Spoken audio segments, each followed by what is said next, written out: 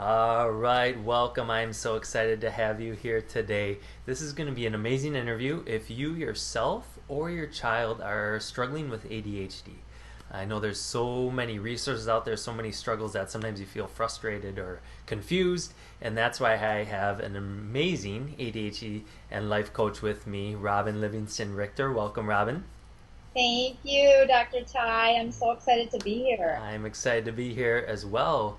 And excited because not only are you a coach, but you are a licensed family therapist as well. So excited to see how you blend those two together, not only with the clients that you've worked with, but also I know you have your own experience in your own family. So very qualified to be sharing some strategies that we're going to talk about today. Yes, I'm happy to share away. Yeah, so let's get to know you a little bit more. So tell me a little bit about yourself and how you came into the position that you're in helping adults and kids with ADHD. Yeah. So I am a family therapist. I've been a family therapist for over 25 years. And I realized in my practice that I was helping people, but I wanted to do more. And I wanted to really focus in on people living with ADHD because I myself have it. I was diagnosed in my 30s, my early 30s. And I realized that I wanted to be a mentor to other people going through it, whether it's a parent or a student or whoever it might be who's living, parenting, or married to ADHD. Got it. Yeah. I'm curious for you not realizing it until you're in your 30s, what were some of the struggles that you had dealt with before you even realized it was ADHD? That's such a great question. I always knew something was wrong with me, but I could never pinpoint what it was. I struggled with learning. I struggled with paying attention. I struggled in social relationships. And I also struggled with feeling that sense of belonging. I always felt different in some way. Wow. Yeah, I could see that being really tough. Just, social belonging is so important in our world today. And if you Yeah, have maybe that little quirk or that little bit different, but you don't know why, it can right? weigh on you. Yes, that is so true. Yeah. And what do you, so now then, who do you tend to help the most, or what are some of your favorite clients that you work with? Yeah, I work with high school students, college age students, young adults, parents with ADHD, or parents who parent a child with ADHD. Okay, got it. What, and what are some of the struggles that are, I'm guessing if they know they have ADHD, that's, like, okay, we typically have the diagnosis, but I know that can affect families' lives in so many different ways. What are some of the ways you see those families' lives being affected that they end up reaching out to you for? Yeah. So most people that come to me are at a tipping point in their life. And tipping point, what I mean by that is that there's a lot of small changes that are going on that it gets to the point where they can't handle it any longer. They cannot deal with one more thing. And it's affecting siblings, it's affecting parents, it's affecting family communication. And so something's really challenging in the academic world or in the social world, wherever it might be. And sometimes it's all of that. The other reason why people will come to me is because they have been diagnosed with ADHD, but they've also been told they have coexisting conditions, depression, anxiety, and a few other conditions. Got it. Okay. And I could see then, especially your work as a therapist, you probably can really help them sort out those different things and see what's involved where and give them a really full picture. Yeah, yeah, that is my goal. Yeah, beautiful. And what do you see then as some of the I'm curious if there's things that you see they've commonly tried that maybe they haven't gotten very far with, and then what do you do that might be different that allows them to get to that next level? Yeah. So one of the focuses of my ADHD coaching is strength based. And so I do a lot of work around strength. Oftentimes people living with ADHD put so much energy into overcompensating for their struggles that they don't even realize they have strengths. And so right from the get-go, we really talk about strengths and we use strength finders to talk about each person's top 5 strengths. Oh, beautiful. I love that. I could see too, and I love the title of your company, From Stigma to Strength, Yes, because you get this exactly. label slapped on you, right? Yeah, And now it's all about the label, the label, the label. And I bet, and I know from experience, but these kids, these adults have these beautiful gifts that are out there. And if we can say, let's just put that label aside for a moment, what are your beautiful gifts? How can we yeah, get you to express those? yeah, exactly, exactly. And I really help my clients with a mind shift Okay. change. And what I mean by that is oftentimes people will come to me saying, "What's wrong with me?" And we talk about what's right with you and Hmm. how can we maximize those strengths. Beautiful. Do you have an example, maybe yourself, your family, or a client that you've worked with, of what would show up on StrengthsFinder that then all of a sudden a light bulb goes on? It's like, oh, cool, I could do more in that area. Yeah, so I'm currently working with a mom that has ADHD, and 2 of her kids have ADHD as well. And she had no idea she had strength. And so she took the strength finders and found out that one of her top 5 strengths was connectedness. And she didn't realize how important connectedness was to her and why she really struggled with wanting to spend more time with her husband and with her kids, and why that was such a struggle for her until she realized because that is how she's wired. Interesting. And then what did you do next, or how did you start to guide her along that process of Yeah, taking so that strength to the surface? one of the things that I'm doing with her, and I do this with most of my clients, is I really talk to them about their unique brain wiring. And when we talk about this is who you are, it's a lot easier to accept that this is who I am and embrace our unique differences to help us maximize our strengths and live our best version. Okay, cool. And are there challenges with, aside from ADHD, I know you mentioned like some of those other secondary diagnoses. Are there things like anxiety or nervousness or other things you find commonly packaged with an ADHD diagnosis? So other conditions? Yeah. Yeah. So I do. I see parent-child conflict.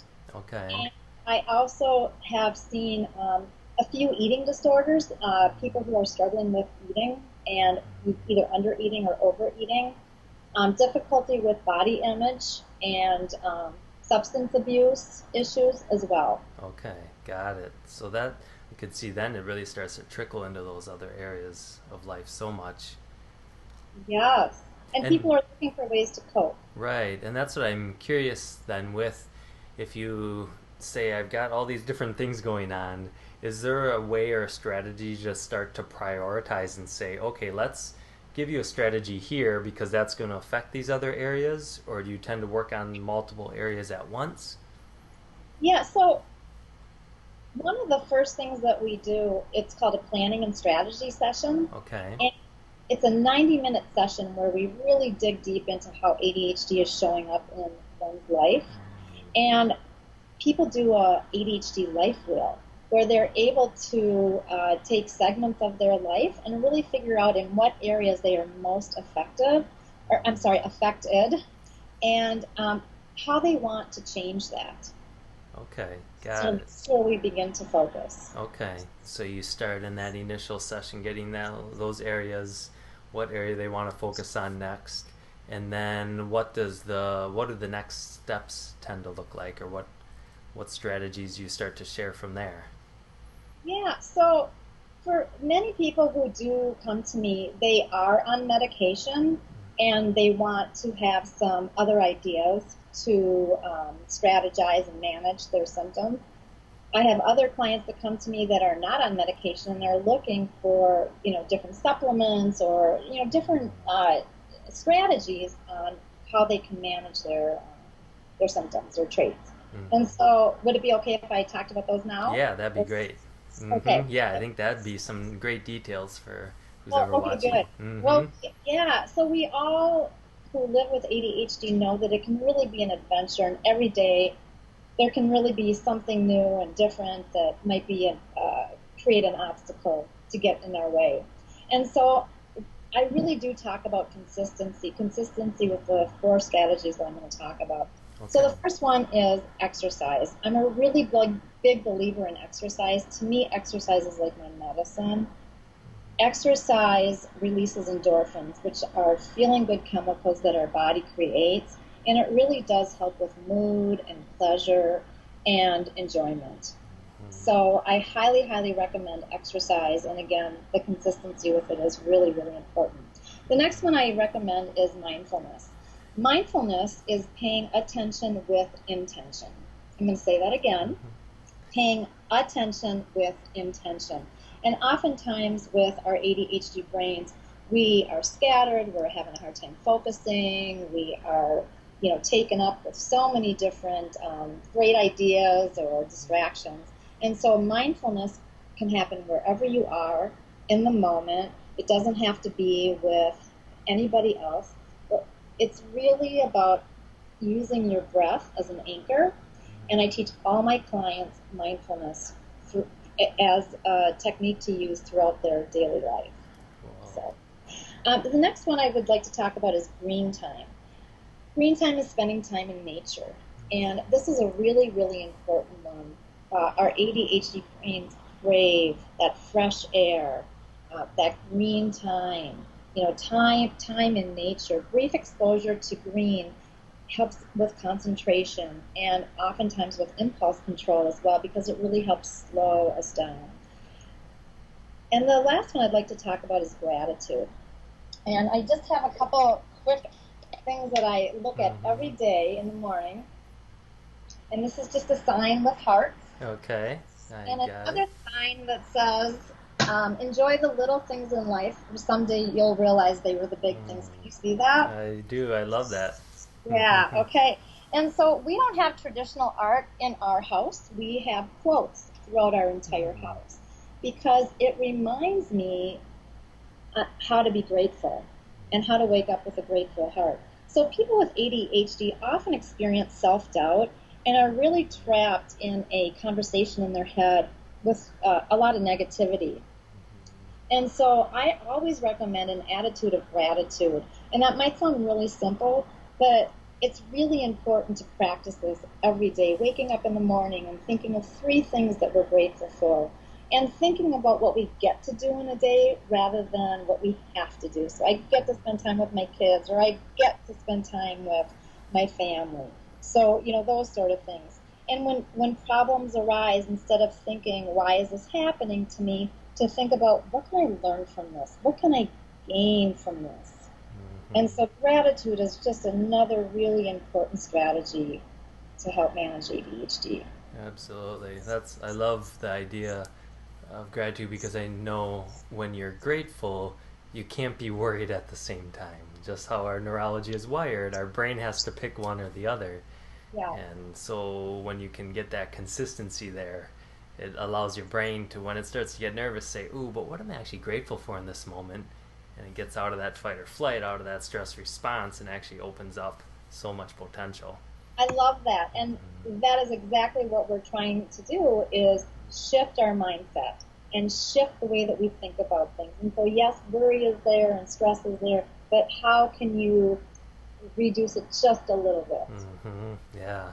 And as we're talking, I'm thinking in my head, too, if someone has ADHD and their mind is going all over the place, it's going to be so tough to really hone in and say, what are the priorities I need to be doing right now? And having someone like yourself to say, okay, well, let's sit down, let's identify your strengths, let's identify your goals, let's identify, really where you want to go in life.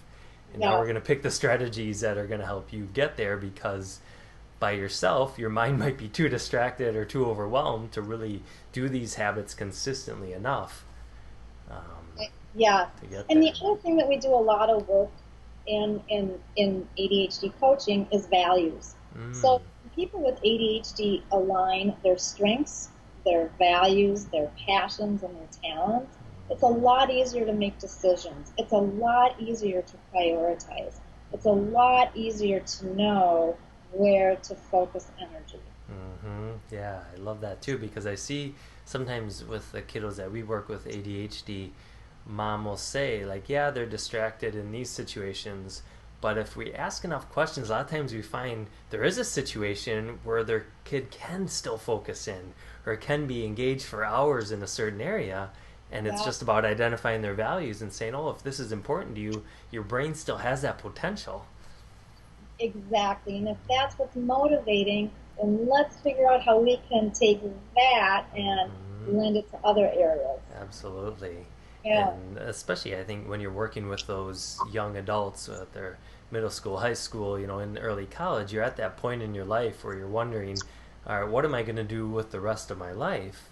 And if all you've been told is you have this diagnosis, this stigma, this disability, you yeah, start to really become concerned, I imagine, of what the rest of your life's going to look like. And you can yeah. say, okay, well, the good news is you might have a couple weak points over here, but you don't have to do those the rest of your life. Let's find what you value, let's find your strengths, and now shape something in your future that's aligned. Exactly. And to really learn how to maximize those strengths rather than doing what you think you should be doing. Yep. Yeah, there's a gentleman that I follow on social media, Gary V, and he talks about, in today's day and age, we get sometimes too caught up in trying to overcome a weakness. But he's like, just let your weaknesses go, find your strengths, and double, triple, quadruple down on your strengths, and you're gonna not only succeed more in life, but you're gonna be happier in life too. I just love that. Yeah, Mm-hmm. I completely agree. Mm-hmm. Beautiful. Um, so then I guess I'm curious, are there common things if as we start to tie things together here, one I will ask in a little bit how people can get a hold of you, but before we do that, what would you say if someone's looking and wondering, should I even investigate working with an ADHD coach? Are there things that they've already tried that they haven't succeeded, or at a point in their life that they can benefit the most? What is kind of a tipping point where, yeah, I think you really should look into ADHD coaching? Yeah, another great question. You're just having all these great questions. So I would say there's not one answer to that question. Oftentimes people call and they'll consult and say, how do I know if I'm ready for coaching? Or, maybe I can't do coaching right now, but I need to do something else. And so depending on what that something else is, I might recommend that they do some therapy before they come to coaching. Okay. And you did ask me at the beginning of our conversation today how therapy and coaching are different. And I don't know if you want me to say something about that real Yeah, quick. definitely. I think especially because probably a lot of our people watching might have tried therapy, and because you are credentialed in both, so you can actually give a really good reflection on both. Well, first of all, I do want to say that there's a place for both, and many of my clients do both at the same time, and they really find that it's a beautiful match of figuring out self-awareness for them. So depending on what people are going through or experiencing, if it's keeping them stuck and they really need to process maybe some earlier years of trauma around ADHD or they're experiencing some things that they really feel like they need to do some work around, I do recommend therapy. Uh, when people are ready for coaching, it's a conversation that we have because I also want it to be a good fit for them if they decide to work with me as well. And so what I always recommend that if people don't know, give me a call and I'm happy to talk through this with them because it really is a wait, what do I do kind of thing. And some people who have called me have never tried anything before and other people have tried everything they can think of, and so there's really not a right or a wrong. It's more of a let's talk about this and figure this out for you. Got it. Okay, beautiful. So I think that's a great next step if you're watching this and you just have that little bit of interest or you have a ton of interest, and wondering, hey, what could Robin potentially do to help me out? I think that conversation is a great idea. And then because you have so much expertise, you can help them filter through and decide those next steps. Yeah, Absolutely. I'd be happy to. Yeah. beautiful. And what are the best ways for people to get a hold of you then? And we'll put it in the comments below, but if you just want to share here as well. Sure. So best way to get in touch with me is to call me, and my phone number is 952-913-7805. Okay. Or visit me on my website if you want to find out more information, and that's Stigma 2, the number 2, Strength. Stigma2strength.com. Excellent. Thank you. And yeah, we'll put the phone number and the website in the comments for you guys to be able to access nice and easily as well. So thank you so much, Robin, today. You, Dr. Tye, this was really fun. Yes, beautiful to be here with you, and thank you out there too for all of you watching, and know that ADHD, it's not an easy thing to be going through, and there are so many amazing resources out there, and especially resources from people who've been through it themselves and are wanting to help you out. So I definitely recommend you reaching out and taking advantage of this opportunity to connect with someone and see what you can do to turn your life into a powerful future. Yeah, I love that. Absolutely. Thank you so much, Dr. Tye. All right, you bet. Thank you too, Robin. We'll talk to you guys soon. Bye-bye. Oh, thank you.